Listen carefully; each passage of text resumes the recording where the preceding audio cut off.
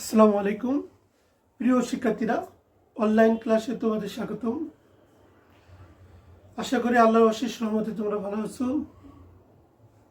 আমিও আল্লাহর অশেষ রহমতে তোমাদের দয়ায় ভালো আছি। আমি মোহাম্মদ কবির হোসেন, প্রভাষক, উচ্চতর গণিত, Motijheel model school and college. শিক্ষার্থীরা, তোমাদের সাথে আজ আলোচনা করব দ্বাদশ শ্রেণী higher math second paper chapter 10.2 সম্ভাবনা লেকচার 1 আজ তোমাদের সাথে আলোচনা করব। শিক্ষার্থীরা, যে অধ্যায়টা আমি আলোচনা করব কিছুটা তোমাদের 9-10 ধারণা আছে সম্ভাবনা কি আসলে। প্রথম আগে দেখি, এখানে অঙ্ক করার আগে কিছু সংজ্ঞা আছে যেটা বেসিক কনসেপ্ট ক্লিয়ার থাকতে হবে, নাহলে কোনো এমসিকিউ পারবে না এবং অঙ্কের মধ্যে তোমার ডিস্টার্ব হবে। হঠাৎ করে বললাম দৈব পরীক্ষা, পরীক্ষণ, কিন্তু এগুলো জানতে হবে। বাট তুমি সুন্দর করে নোট করে রাখবা আমার লেখাগুলো, আমি বোঝাই দিচ্ছি। শিক্ষার্থীরা, সম্ভাবনা কি? তুমি মনে করো ইন্টারমিডিয়েট পরীক্ষা দেওয়া, তোমার মা আশা করতেছে তুমি A+ পাবা, অর্থাৎ তুমি A+ পেতেও পারো, না পারো। বাংলাদেশ ভারত খেলা হচ্ছে, তুমি আশা করতেছো বাংলাদেশ জিতবে, কিন্তু অনেক সময় জিততে জিততে এক রানে হেরে গেছে। অর্থাৎ জিততেও পারে, হারতেও পারে। এই হারা না হারা, এই পাওয়া না পাওয়া, ঘটা না ঘটা, কথা থেকে সম্ভাবনা কথাটা আসছে। তাই পরিসংখ্যানবিদরা এটা গাণিতিকভাবে দেখাচ্ছে। যেমন যদি কেউ 20 নম্বরের পরীক্ষা দেয়, পেয়েছে 10, তাহলে এইভাবে লেখা হয়। তাহলে পাইনি কত? 20-এর মধ্যে 10 পেয়েছে, পাইনি কিন্তু 10। তাহলে এই গাণিতিক দেখে বোঝা যাচ্ছে পেয়েছে 10, পাইনি কিন্তু 10। তাহলে পাওয়া না পাওয়ার এই যে গাণিতিক পরিমাপ, এটাকে বলা হয় সম্ভাবনা। এটাকে বলা হয় অনুকূল ঘটনা। অর্থাৎ তুমি যেটা পাও এটা তোমার অনুকূলে আছে, আর প্রতিকূল তুমি যেটা পাওনি। আর টোটাল ঘটনা হলো 20। টোটাল ঘটনার সম্ভাবনার ক্ষেত্রে নিচে হবে আর অনুকূল ঘটনা উপরে হবে। তাহলে কোনো একটি ঘটনা ঘটা বা না ঘটার গাণিতিক পরিমাপকে কিন্তু সম্ভাবনা বলে। তাহলে সম্ভাবনা কি? ঘটনার অনুকূল উপাদান সংখ্যা বা ঘটনার মোট উপাদান সংখ্যা। এই যে মোট উপাদান সংখ্যা, অনুকূল উপাদান। বলতে হবে স্যার ঘটনা কি? যা ঘটে তাই ঘটনা। বলতে হবে স্যার আজকের রিক্সা হতে আমার ব্যাগটা হারাই গেছে। তাহলে ঘটছে কি? রিক্সা হতে যে ব্যাগটা হারাল, এটা ঘটনা। স্যার আজকে এই ঘটনা, এইটা ঘটছে। অর্থাৎ যা ঘটে না কিন্তু সেটা কিন্তু ঘটনা না। এখানে কিছু সংজ্ঞা আছে। পরীক্ষা বা পরীক্ষণটা কি? কতগুলো নির্দিষ্ট শর্তের অধীনে তোমরা যে বারবার প্র্যাকটিক্যাল ল্যাবে বারবার কোনো একটি কাজ করো। একবারে কিন্তু অনেক সময় হয় না পরীক্ষা, কিন্তু একবারে কোনো কিছু হয় না। একবারে যায় দুইবার, দুইবারে যায় তিনবার। এই বারবার কোনো একটি নির্দিষ্ট শর্তের অধীনে বারবার কাজ করা বা চেষ্টা করাটাই হলো পরীক্ষা বা পরীক্ষণ। তা আমরা যখন এই পরিসংখ্যান সম্ভাবনা কাজ করবো, বারবার কোনো একটি কাজ করতে পারি, এটা পরীক্ষা বা পরীক্ষণ। আসি নমুনার ক্ষেত্রটা কি? কোনো দৈব পরীক্ষা। এখন বলতে হবে স্যার দৈব পরীক্ষাটা কি? দৈব পরীক্ষার সংজ্ঞাটা পরে আসতেছি। কোনো দৈব পরীক্ষার সম্ভাব্য সকল ফলাফলের সমাহার, অর্থাৎ একত্রে। মনে করে একটা দৈব পরীক্ষা, এটাকে এস দ্বারা প্রকাশ করায়। মনে করে একটা দৈব পরীক্ষা, দুটা মুদ্রা নিক্ষেপ করলে মুদ্রায় থাকে হেড আর টেল। হেড টেল। তাহলে এটা আমরা গুণ করলে কি পাবো? HH, তো দেখো একটা মুদ্রা নিক্ষেপ করলাম, দুইটা মুদ্রা নিক্ষেপ করলাম, তাহলে আমরা এই চারটে পাবো। হয় HH পাবো না, HT পাবো, TSTT, চারটে পাবো। এই যে তাহলে কোনো দৈব পরীক্ষা, তাহলে আমরা এখানে যে দৈব পরীক্ষা করলাম, দুটো পরীক্ষা সম্ভাব্য সকল ফলাফল, এই যে সকল ফলাফলের এই সেটকে বলা হবে নমুনা ক্ষেত্র। আর নমুনা বিন্দুকে, এই নমুনা ক্ষেত্রের প্রত্যেকটি উপাদানকে বলা হবে প্রত্যেকটি। এটা একটা নমুনা বিন্দু, এটা নমুনা। যখন এক পাতিল ভাত রান্না করছে, প্রত্যেকটি টোটাল ভাতের পাতিল বা তোমার প্লেটে যে ভাত খাও, পুরো ভাতের প্লেটটা হলো নমুনা ক্ষেত্র। আর প্রত্যেকটি ভাত যে টেবল, এটা হলো নমুনা বিন্দু। তাহলে নমুনা বিন্দু হলো নমুনা ক্ষেত্রের প্রত্যেকটি উপাদান। এখন তুমি বলতে স্যার এই কোনো দৈব পরীক্ষা কি আসলে? দৈব পরীক্ষা মানে, মনে করো তুমি একটা মুদ্রা নিক্ষেপ করাবে, হেড না টেল আসবে। তাহলে তুমি হয় হেড আসবে না টেল আসবে, তুমি কিন্তু ফলাফল জানো। কিন্তু কোনো একটি নির্দিষ্ট শর্তের চেষ্টা বা শর্তের জন্য কোনো একটা ফলাফল আসবে। অর্থাৎ তুমি মনে করো দৈব পরীক্ষাটা আগে আমি বলে নিচ্ছি। কোনো পরীক্ষার সম্ভাব্য সকল ফলাফল আগের থেকে জানা আছে, কিন্তু পরীক্ষার কোনো একটি নির্দিষ্ট চেষ্টায় কি ফলাফল আসবে তা নিশ্চিতভাবে বলা যাচ্ছে না। অর্থাৎ তুমি মনে করো 5 জন বা মুদ্রা, মনে করো হেড আর টেল, তুমি তো নিক্ষেপ করবো, হয় হেড আসবে টেল, অর্থাৎ ফলাফল আগে থেকে জানা আছে, কিন্তু কি আসবে সেটা কিন্তু তুমি বলতে পারছো না, হয় হেড আসবে না টেল আসবে। অথবা তোমরা 5জন বান্ধবী 5টা মেয়ে তোমরা লটারি কাটবে, প্রত্যেকের নাম দিয়ে কাগজে মোড়ায় রাখছো। এখন কি এই 5জনের বাইরে আমার কি নাম আসবে? আসবে না, কারণ ওই 5জনের মধ্যে তো আমার নাম নেই। তাহলে 5জনের মধ্যে যে কোনো একজন আসবে, তাহলে ফলাফল কিন্তু আগের থেকে জানা, কিন্তু এই 5জনের মধ্যে একজন আসবে, কি আসবে সেটা তো বলা যাচ্ছে না। তাহলে কোনো একটা পদ্ধতিতে তুমি তো একজনকে বাছাই করবা, এইটাকে বলা হয় দৈব পরীক্ষা। তাহলে যখন কোনো পরীক্ষা সম্ভাব্য সকল ফলাফল আগে থেকে জানা থাকে, কিন্তু পরীক্ষাতে কোনটা আসবে এটা বলা যাচ্ছে না। পরীক্ষার ফলাফল জানো, কিন্তু কোনো একটি নির্দিষ্ট চেষ্টা কি ফলাফল আসবে সেটা তুমি ডাইরেক্ট বলতে পারছো না, নিশ্চিত বলতে পারছো না, সেটা হলো দৈব পরীক্ষা। যেমন একটি মুদ্রা নিক্ষেপ করলে তুমি পাবো 1 2, মুদ্রা না, একটি ছক্কা নিক্ষেপ করলে 1 2 3 4 5 6। এখন দেখো আগের থেকে ফলাফল জানা আছে, যখন মুদ্রা নিক্ষেপ করবা, এই মুদ্রা না, ছক্কা নিক্ষেপ করবা লুডো খেলা, মানে লুডো খেলার সময় হয় 1 আসবে না 2 আসবে, এটা তো আগে থেকে জানা। কিন্তু কোনো একটা পরীক্ষার মাধ্যমে তুমি এটা বের করবা, কিন্তু তুমি নিশ্চিতভাবে বলতে পারছো না যে 1 আসছে 2 আসছে, কিন্তু ফলাফল কিন্তু আগে থেকে জানা। অর্থাৎ এই যে আমরা লটারি করি না, এই লটারি, অর্থাৎ লটারির নাম কিন্তু আগে থেকে জানো। যে বিকানেসা কলেজে বা মডেল স্কুলে পরীক্ষা হলো 1-এ ভর্তি করবে, তাহলে 100 জনের লটারি হচ্ছে, 100 জন মনে করে আবেদন করছে, 10 জনের নিবে। তো 100 জনের আবেদন করছে, তাহলে ফলাফল কিন্তু আগের থেকে জানা। যে আমি আবেদন করি নাই তার কিন্তু ফলাফলে আসবে না, কিন্তু কে আসবে এটা কিন্তু বলা যাচ্ছে না। এই যে বলা যাচ্ছে না, এটাই হলো দৈব পরীক্ষা। শিক্ষার্থীরা, আমরা আরো কিছু সংজ্ঞা দেখি না, এই সংজ্ঞাগুলো তোমার যে আয়ত্ত না থাকে তোমরা কোনো অঙ্ক সলভ করতে পারবে না। যেমন ঘটনা কি, যা ঘটে তাই ঘটনা। এখানে আরো কিছু ঘটনা আছে, যেমন সরল ঘটনা, যৌগিক ঘটনা। যে ঘটনা জগতে একটি মাত্র ঘটনা থাকবে তাকে সরল ঘটনা বলে। এটাকে এই ঘটনা জগতে এইচ আছে, আসলে একটা আছে। আর যৌগিক ঘটনা হলো যে ঘটনা জগতে একের অধিক ঘটনা থাকবে, যেমন 1 2 3 এটা যৌগিক ঘটনা। আর সেই পুরুষ ঘটনা, পুরুষ ঘটনা কি, কোন একটি ঘটনা ঘটা না ঘটা পরস্পরকে পুরুষ ঘটনা বলে। কোন একটি ঘটনা ঘটা এবং না ঘটে, মনে করে একটা টোটাল ঘটনা 1 2 3। এখন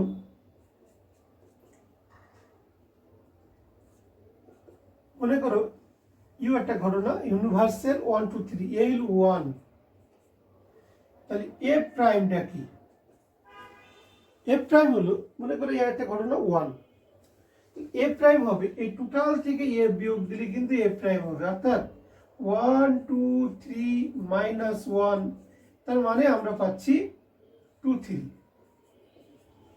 তাহলে 1 একটা ঘটনা, আর এ প্রাইম এর সাথে কিন্তু এর মিল নাই, তাহলে এই দুইটা একত্রেই কিন্তু 1 2 3 টোটাল একটা ঘটনা। তাহলে কোন একটা ঘটনা এটা ঘটছে, মনে করে এটা ঘটি নাই, তাহলে কোন একটা ঘটনা ঘটা না ঘটা পরস্পরকে পুরুষ ঘটনা বলে। একটা যদি এ দ্বারা প্রকাশ করা হয়, এ টু দি পাওয়ার সি বা এ প্রাইম দ্বারা প্রকাশ করা হয়।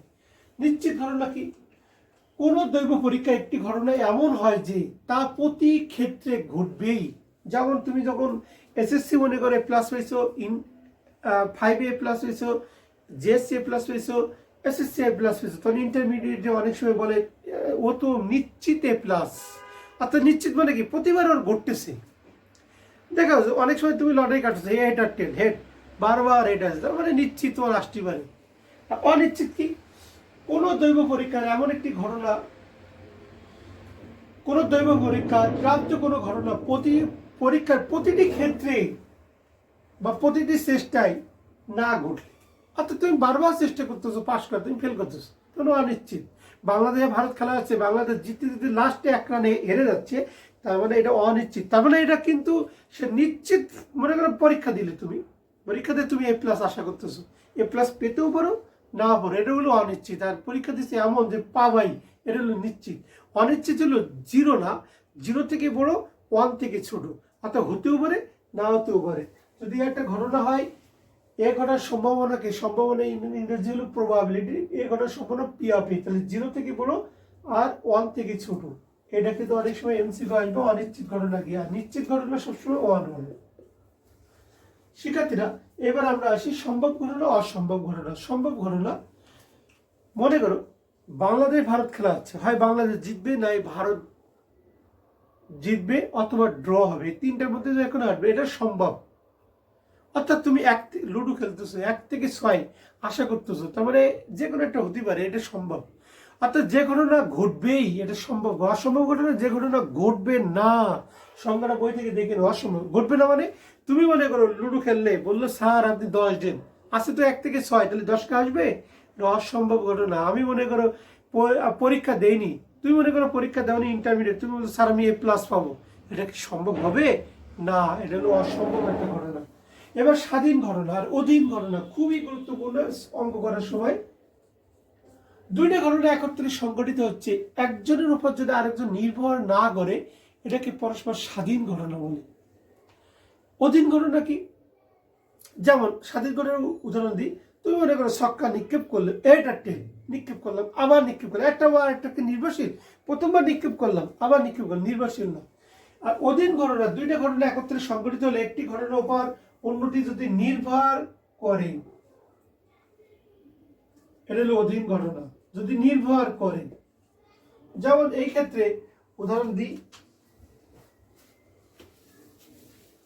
দেখো শিক্ষার্থীরা, যদি তোমার হলো সে যদি বলে সে যদি ভাত খায় তাহলে আমি ভাত খাবো, সে যদি কেমিস্ট্রি পাস করে আমি কেমিস্ট্রি পাস করি, তাহলে মানে কি একজনের উপর নির্ভরশীল, এটাকে অধীন ঘটনা বলে। অঙ্কের মধ্যে যদি এরকম বলে সে কবির কেমিস্ট্রি পাস করবে যদি ম্যাথে পাস করে, তাহলে মনে করো অধীন। আর স্বাধীন জিনিসটা হলো যে দুইজন পরীক্ষা দিচ্ছে, একজন আরেকজন দেখা দেখি করিনি, বা মনে করো দুইজন হলো পরীক্ষা দিচ্ছে পরস্পর প্রভাব মুক্ত, দুইজন গাড়ি চালাচ্ছে পরস্পর থেকে পরস্পর প্রভাব মুক্ত, অর্থাৎ বাংলাদেশ ভারত দেশ চলতেছে, একজন আরেকজন ওপর কিন্তু কোনো নির্ভরশীল না, একজন আরেকজনের উপর প্রভাব রাখতেছেন, এটা কিন্তু স্বাধীন। অর্থাৎ প্রশ্নের ধরন দেখলে তুমি বুঝবা এটা স্বাধীন না অধীন। সেক্ষেত্রে এখানে আরো কিছু বেসিক নিতে হবে আমাদের। এখানে এই দুইটা সংজ্ঞা দেখতে হবে, তারপরে এখানে যে 5টা সূত্র আছে এই সূত্রের উপর অবজার্ভ করতে হবে। বর্জনশীল ঘটনা, বর্জনশীল আরো দুইটা নাম আছে, পৃথক ঘটনা বা বিচ্ছিন্ন ঘটনা। তাহলে দুইটা ঘটনা, এখানে 3টে ঘটনা হতে পারে, 4টে ঘটনা হতে পারে। দুইটা ঘটনা এমনভাবে, কোনো দৈব পরীক্ষায় দুইটা ঘটনা এমনভাবে ঘটে যে একটি এমন হয় যে একটি ঘটলে অন্যটি ঘটবে না। যেমন মনে করো একটা ঘটনা 1 2, তুমি ছক্কা দিবা নিক্ষেপ করলে 1 2 পেলে, আরেকবার হলো 3 2। এই ঘটনার সাথে এটা দেখো নির্ভরশীল, মানে এই ঘটনার সাথে এটা কোনো মিল নেই, অর্থাৎ এটা ঘটলে এটা দেখো ঘটি নাই, এটার সাথে একটা ঘটনা ঘটছে 1 2, এটা ঘটি নাই। দুইটা ঘটনা একত্রে সংঘটিত হচ্ছে, মনে করো আমি লুডো নিক্ষেপ করলে 2 2 বার, এটার সাথে যদি এটা কোনো, এটা যা ঘটতেছে এটা যদি না ঘটে, তাহলে এই পরস্পরকে বলা হবে বিচ্ছিন্ন ঘটনা, আলাদা ঘটনা। এই চিত্র এরকম। অবর্জশীল ঘটনা কি? দুইটা ঘটনা, কোনো দৈব পরীক্ষণে দুইটা ঘটনা এমনভাবে হয় যে একটি ঘটনা ঘটলে অপরটি ঘটতে পারে, মিল থাকতে পারে। যেমন এটা 1 2, এটা 2 3, তাহলে মিল আছে, এটা মিল আছে, তাহলে এটা চিত্র, এটা অবর্জন। মিল থাকলে মনে রাখবো দুইটা ঘটনার মধ্যে মিল থাকলে এটা অবর্জনশীল, মিল না থাকলে বর্জনশীল। তো শিক্ষার্থীরা এখানে আরেকটা জিনিস মনে রাখতে হবে, এটার উচ্চারণ হলো বা অথবা যে কোনো একটি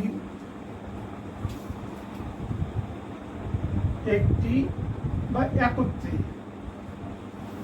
এই চিহ্ন হলে হবে ও এবং উভয়, মনে রাখবা এটা। তো এখানে 5টা সূত্র আছে, এই 5টা সূত্র আগে এগুলো পূর্বানুষ্ঠ, এখন আর পূর্বানুষ্ঠ শিক্ষার্থীরা টেকনিক খেয়াল করতে হবে। ইউবি যদি বর্জনশীল ঘটনা হলে এটা যে কোনো একটি ঘটনা সম্ভব, যদি একটা ঘটনা হয় তাহলে ঘটনার সম্ভাবনা লেখায় P of A, বি একটা ঘটনা হলে সম্ভাবনা লেখায় P of B, probability of B। তাহলে দুইটি ঘটনা যে কোনো একটি ঘটার সম্ভাবনা, তাদের আলাদা আলাদা ভাবে ঘটার সম্ভাবনা যোগফলের সমান। আর যদি অবর্জনশীল ঘটনা যে কোনো একটি ঘটার সম্ভাবনা, তাদের আলাদা আলাদা ভাবে দেখো ঘটার সম্ভাবনা যোগফল হতে উভয় ঘটনার বিয়োগফলের সমান।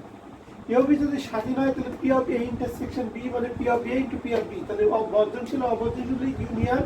আর স্বাধীন অধীন হলে দেখবো ইন্টারসেকশন, তাহলে এটা গুণ। আর অধীন হলে যদি A এর উপর B টা নির্ভরশীল হয় তাহলে P of A into P of B by A, এর উপর B নির্ভরশীল, এটা নিচে থাকবে, যে নির্ভরশীল হবে সে উপরে থাকবে। আর যদি B এর উপর নির্ভরশীল হয় B into P of A by B। আর যদি একটা ঘটনা পরস্পর প্রুফ ঘটনা হয়, এর প্রুফ ঘটনা এটা দিচ্ছে, অর্থাৎ এটা পাস এটা ফেল। একটা কলেজে পাস ফেল করে কিন্তু মোট স্টুডেন্ট 1 একটি college, P of A plus P of A to the power C equal 1। যদি একটা বিল্ডিং এর একই রং ভিন্ন রং থাকে, এটা একই রং এটা ভিন্ন রং ইকুয়াল 1, এই 5টা সূত্র শিক্ষার্থীরা তোমাদের আয়ত্ত থাকতে হবে, তাহলে তোমরা যে কোনো অঙ্ক পারবে ইনশাল্লাহ। শিক্ষার্থীরা আমরা একটু খেয়াল করি, এখানে আমরা যে এতক্ষণ আলোচনা করলাম সংখ্যাগুলো, অবশ্যই এটা দেখবো এবং 5টা যে সূত্র নিলাম 5টা সূত্র আগে ঠোঁটস্থ করবো, তারপরে অঙ্ক দেখবো। এখানে 9-10 নম্বর অঙ্ক আগে শুরু করি। শিক্ষার্থীরা একটু মনোযোগ দিই। P of A is equal to 1/3 P of A intersection B এটা দেওয়া আছে, P of A union B এটা দেওয়া আছে, P of A এটা P of B to the C নির্ণয় করতে হবে। তো শিক্ষার্থীরা এখানে দেখো A intersection B A union B P of A, তাহলে কোন সূত্র? এটা অবর্জনশীল সূত্রের মধ্যে আছে। প্রত্যেক তালিকাতে অবর্জনশীল লেখা নেই, কিন্তু অনেক সময় এই আনসার দেখে বুঝতে হবে কোন সূত্রটা লিখবো। আমরা জানি P of A union B সমান কি? P of A plus P of B minus P of A intersection B।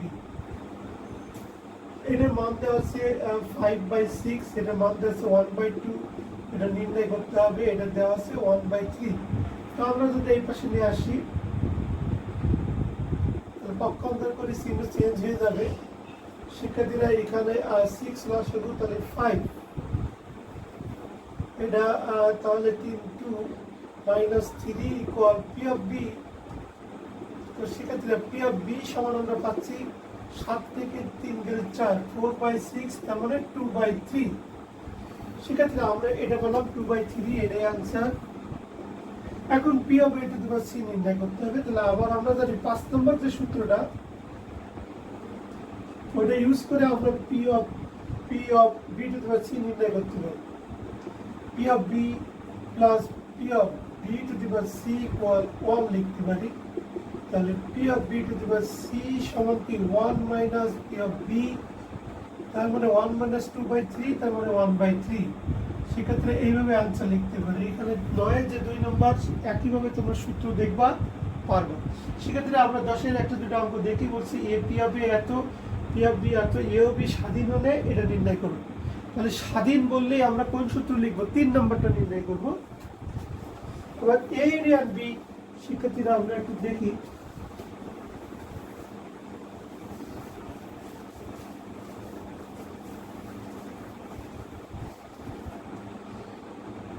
তো শিক্ষার্থীরা এখানে কি আছে? P of A সমান কত? 1/3, P of B সমান হলো 3/4। A ও B স্বাধীন হলে আমরা জানি কি P of A intersection B, 3 নম্বর সূত্রটা হবে শিক্ষার্থীরা P of A into P of B।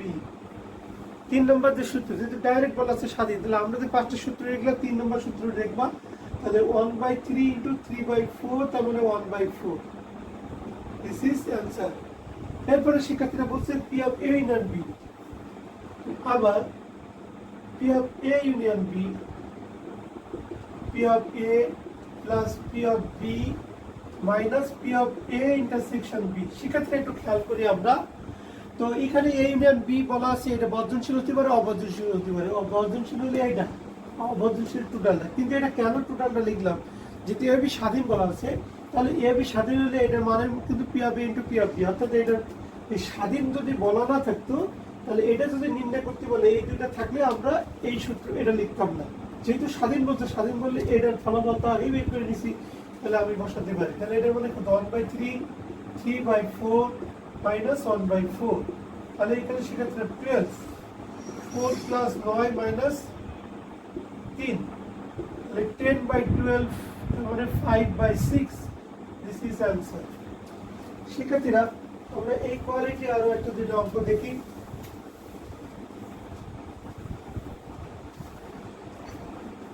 তো আমাদের এখানে 10-এর 2 নম্বর বলছে P of A equal 1/2, P of B equal 1/3 এবং P of B by A equal 5/6, 3/5।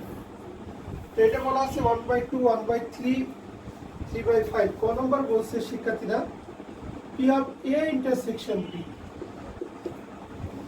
তো শিক্ষার্থী এখানে স্বাধীন বা অধীন, এই ইন্টারসেকশন হলে হয় স্বাধীন সূত্র হবে না অধীন। তবে অনেক সময় স্বাধীন তো এখানে বলা নেই, তাহলে কি হবে শিক্ষার্থীরা, কোনটা লিখবো? যেহেতু অধীনের কিছুটা নমুনা বলা আছে, আমি বলছি যদি যেমন আমি বাইক চালাই, বাইকের উপর আমি নির্ভরশীল, তাহলে যে যার উপর নির্ভরশীল সে কিন্তু নিচে থাকে, আর যে নির্ভরশীল সে কিন্তু উপরে থাকে। যেমন তুমি যদি পিছিয়ে ঘাড়ে নাও, তাহলে ঘাড়ে তোমার ঘাড়ের উপর ও নির্ভরশীল, তুমি নিচে ও উপরে। এর উপর যদি বি নির্ভরশীল হয়, এটা নিচে হবে, বিটা উপরে হবে। যেহেতু এটা বোঝাই যাচ্ছে এটা অধীনের জিনিস, তাহলে এটা অধীনের সূত্রটা লিখবা, P of A into P of B by A. যেহেতু এর উপর বি নির্ভরশীল, এখানে এ হবে, তো শিক্ষার্থী এখানে লেখা যাবে 1/2 ইন্টু 3/5, তাহলে 3/10।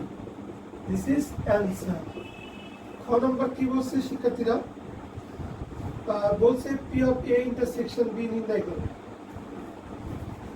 পি অফ, এখানে ক বলছে P of A intersection B বের করো। ক বলছে P of A by B নির্ণয় করো। গ নম্বর বলছে P of A union B বের করো।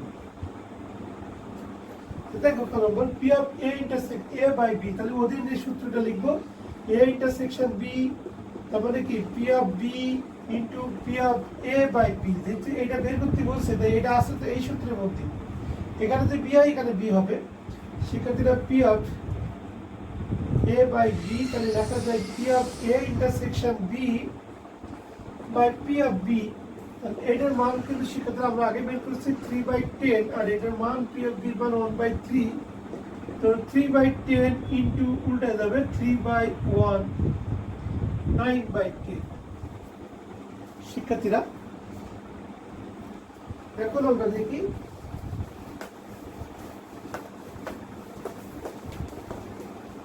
গ নাম্বার। শিক্ষার্থীরা আমাদের বের করতে বলছে P of A union B. এখন এই P of A union B শিক্ষার্থীরা দুইটা সূত্র আছে, একটা বর্জনশীল, অবর্জনশীল। তাহলে আমরা অবর্জনশীলটা লিখবো, কারণ আছে P of A plus P of B minus P of A intersection B. যেহেতু এ ইন্টারসেকশন বি আমরা বের করে নিছি এটা, এই জন্য আমরা এটা লিখছি 1/2 প্লাস 1/3 মাইনাস 3/10।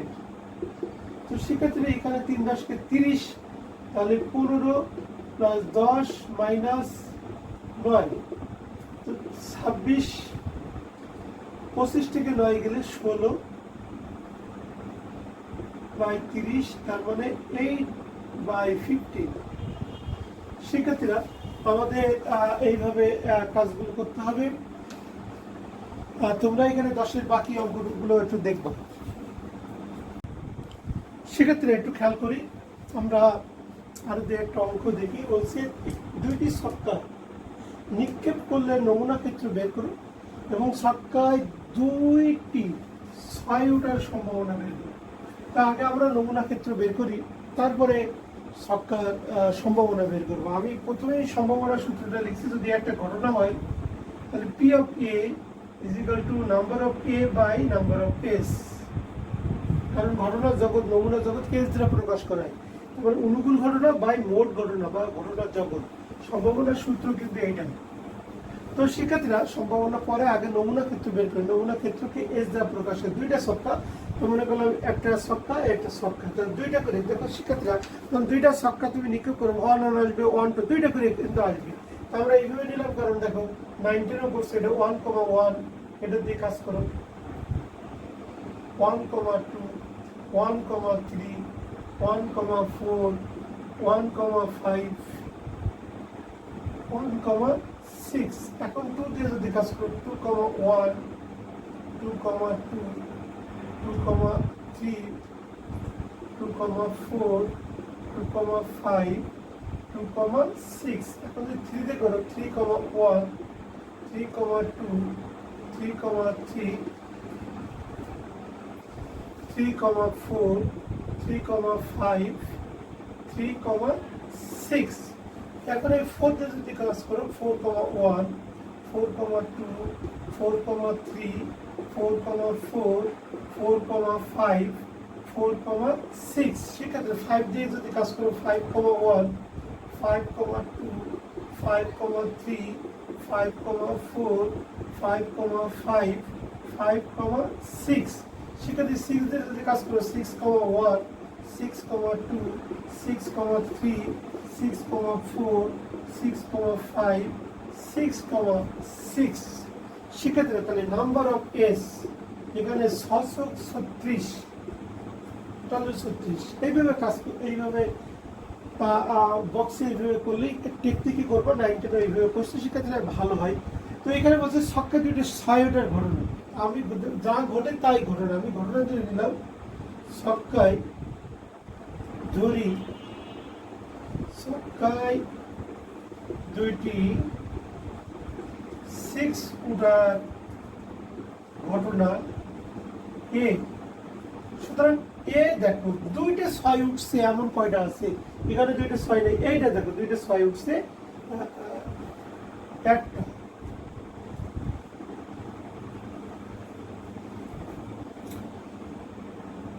তার মানে নাম্বার অফ এ সেক্ষেত্রে একবারে লিখলাম ইকুয়াল 1, কারণ একটাই উঠছে।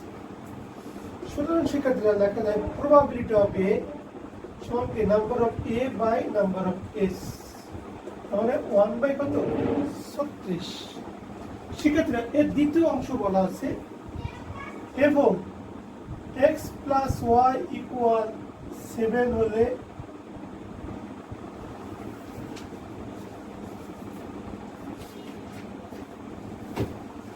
x প্লাস ওয়াই ইকুয়াল 7 হলে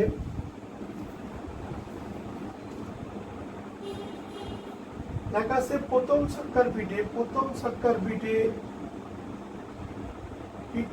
x ও দ্বিতীয় ছক্কার পিঠে y, x বাই 7 হলে তার সম্ভাবনা। শিক্ষার্থীরা দ্বিতীয় অংশ বলা আছে প্রথম ছক্কা, এটা হলো প্রথম ছক্কা, এটা দ্বিতীয় ছক্কা। প্রথম ছক্কা হলো x আর দ্বিতীয় ছক্কা হলো y, x plus y equal 7 হলে তার সম্ভাবনা। তাহলে x প্লাস ওয়াই ইকুয়াল 7 আছে কয়টা, সেটা হবে ওইটা হবে অনুকূল ঘটনার মোট ঘটনা তো 36। তো শিক্ষার্থীরা তো আমরা দেখি দ্বিতীয় অংশ যেটা বলা আছে, দ্বিতীয় অংশ x ধরি প্রথম ছক্কা পিঠে ধরি x প্লাস ওয়াই ইকুয়াল 7 হবার ঘটনা বি। সেক্ষেত্রে আমরা প্রথম ছক্কা পিঠে x আর দ্বিতীয় ছক্কা y এই দুটো যোগ করে 7 হবে, এটা প্রথম ছক্কা এটা দিলে এই দুটো যোগ করে 7 হবে, এটা হলো বি। তাহলে কোনটা আছে দেখি, এটা নাই, এটা নাই, এটা নাই, এটা আছে দেখো শিক্ষার্থীরা 1,6, এটার মধ্যে আছে দেখো 2,5, এটার মধ্যে আছে 3,4, এই দুইটা যোগ করে দেখো হচ্ছে এটা 4,3, এটা আছে 5,2, এটা আছে 6,1। শিক্ষার্থীরা এই 36-এর মধ্যে এই 6টা আছে দেখো, দুইটা যোগ করলে কত হবে 7 হবে, তাহলে নাম্বার অফ বি সমান কি 7। সুতরাং সম্ভাবনা হলো probability of B number of B by number of S, তার মানে 6 বাই 36, তার মানে 1 বাই 6। সেক্ষেত্রে আমরা আজকে এইখানে কতগুলো সংজ্ঞা শিখলাম, সূত্রগুলো শিখলাম, কিছু অঙ্ক করলাম। তো তোমরা এখানে যে অঙ্কগুলো এই কাজটা করবা 9, 10, 14 নম্বর যে অঙ্কগুলো করলাম এবং ট্রি ডায়াগ্রাম, দুইটা ছক্কা মুদ্রা নিক্ষেপ করলে ট্রি ডায়াগ্রাম বা 3টা মুদ্রা নিক্ষেপ ট্রি ডায়াগ্রাম যেগুলো তোমরা 9 কোশ্চেন দেখে রাখবা। আমরা লেকচার 2-তে আমরা বাকি বিস্তারিত আলোচনা করব। আল্লাহ হাফিজ।